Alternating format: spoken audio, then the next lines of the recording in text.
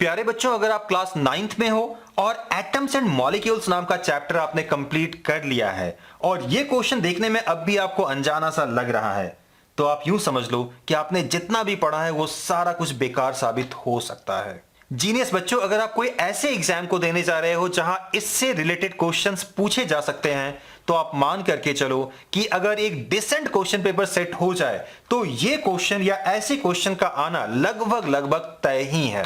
तो इससे आप ये अंदाजा लगा सकते हो कि आज का ये वीडियो कितना ज्यादा इंपॉर्टेंट होने वाला है। प्यारे बच्चों, ऑलरेडी इस टॉपिक पे मैंने एक डेडिकेटेड वीडियो बना रखा है, यानी कि उसकी लेंथ थोड़ी सी लंबी होगी क्योंकि एक एक चीजों को मैंने डिटेल में समझा रखा है। लेकिन आज के इस वीडियो में उसी चीज को मैं थोड़ा सा कॉम्पैक्ट वे में यानी कि जल्दी समझाने की कोशिश करूंगा, सो दैट कि आपका समय ज्यादा लॉस ना हो। लेकिन अगर आप ऐसे बच्चे हो जो डिटेल में चीजों को धीरे धीरे समझना चाहते हो, तो लिंक आपको डिस्क्रिप्शन बॉक्स में मिल जाएगा, उसे जाकर के आप देख लेना। और अगर आपके पास समय की कमी है तो फिर ये वीडियो आपके लिए है। तो चलिए प्यारे बच्चों, विदाउट एनी फर्दर डिले सीधे मुद्दे पे आते हैं। क्वेश्चन क्या है, सबसे पहले वीडियो पॉज करके आप रीड आउट कर लो।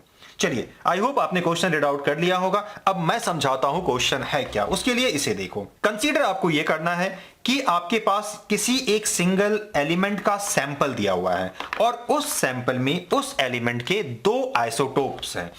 ठीक से समझाने के लिए मैंने इसे एक आइसोटोप कंसीडर किया और इस कलर वाले को दूसरा आइसोटोप कंसीडर किया है। अब ये दोनों जो आइसोटोप्स है उसके बारे में डिटेल्स आपने ऑलरेडी देख लिया है, लेकिन मैंने यहां लिख भी रखा है। ब्लैक वाले को मैं कंसीडर कर रहा हूं जिसकी मास नंबर होगी 12, जिसे आप एटॉमिक मास भी बोल सकते हो। हालांकि एटॉमिक मास और मास नंबर में थोड़ा सा फर्क होता है। डिटेल जानने के लिए आप डिस्क्रिप्शन बॉक्स को चेकआउट कर लो। और ये जो कलर है, इसकी जो मास नंबर या एटॉमिक मास है, इसे हम 14 कंसीडर कर रहे हैं। अब ऐसा आगे हम करते हैं कि अच्छा, पहले ये समझ लो पूछा क्या गया है। अब आपसे पूछा ये जा रहा है कि ये जो सैंपल है इसकी एवरेज एटॉमिक मास, ये क्वेश्चन में गिवन है, उस चीज को मैंने यहां लिख रखा है।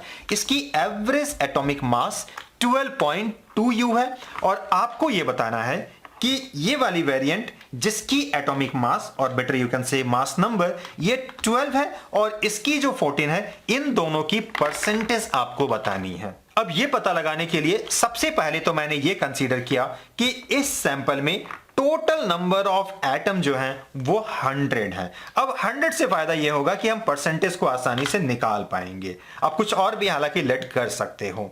तो चलिए, फिलहाल मैंने 100 कंसीडर किया और ये जो ब्लैक वाला है यानी कि 12 वाला जो है, उसकी नंबर को मैंने x कंसीडर किया। तो ऑब्वियसली ये जो है इसकी नंबर कितनी हो जाएगी, 100 माइनस x हो जाएंगी। ओके, अब बताइए एवरेज निकालने का फॉर्मूला क्या होता है। एवरेज निकालने का फॉर्मूला ये होता है कि सबको आप ऐड कर लो और जितने नंबर्स हैं उससे आप डिवाइड कर लो। तो यहां देखो, मैं 12, इसकी mass number sorry atomic mass और you can say mass number कितनी है, 12 है। तो 12 को कितने बार ऐड करोगे, 2 3 4 कितने बार, तो x बार ऐड करोगे। तो 12 को जब आप x बार ऐड करोगे तो 12 इंटू x हो जाएगा। उसी चीज को मैंने डायरेक्ट यहां लिखा। उसी तरीके से 14 को आप इतना बार ऐड करोगे। प्यारे बच्चों, यहां फिर से बताना चाहेंगे, अगर ये भाषा समझने में आपको दिक्कत हो रही है तो एक बार इसको आप देख लीजिए, इसके बाद डिटेल वाले को देख लीजिएगा। वहां मैंने इन्हीं सारी बातों को बिल्कुल धीरे धीरे बहुत ही अलग ही लेवल पे जाकर के समझाया हूं। लेकिन अगर इस बात को यहां समझ पा रहे हो फिर तो ये आपके लिए अच्छी बात है, और डिटेल में जानना है तो ऑलरेडी मैंने बताया।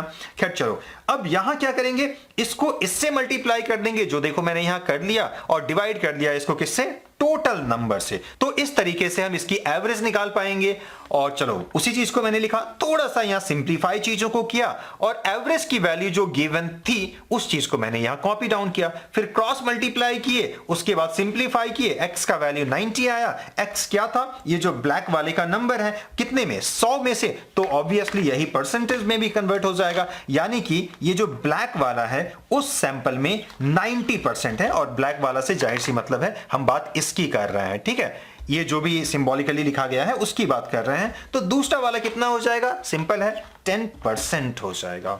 तो इतनी आसानी से इस क्वेश्चन को आप बना सकते हो अगर आपके पास बेसिक नॉलेज है तो। चलिए प्यारे बच्चों, कमेंट के जरिए डेफिनेटली बताइएगा कि जिस अंदाज से मैंने इस वीडियो में बताया आपको ये बात समझ में आई या नहीं आई। फिर बच्चों मिलते हैं किसी और वीडियो में, तब तक अपना ख्याल रखिएगा। Thank you.